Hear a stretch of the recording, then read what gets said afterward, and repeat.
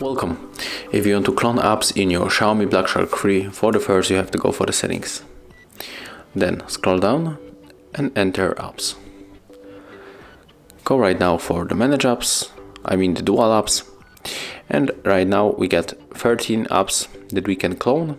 So maybe we can do this with the YouTube music. Click turn on. There's the creating dual app notification, so we have to wait. And the icon was added to the home screen. And also we can copy the Opera Mini. So right now we can check if it is working. So we are looking for the two icons. Okay, here we are, two icons for the Opera, and the YouTube is the first, and the second will be in the Google.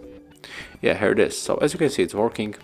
I hope that'll help you guys. If I do, leave thumbs ups, comments, and remember to subscribe our channel.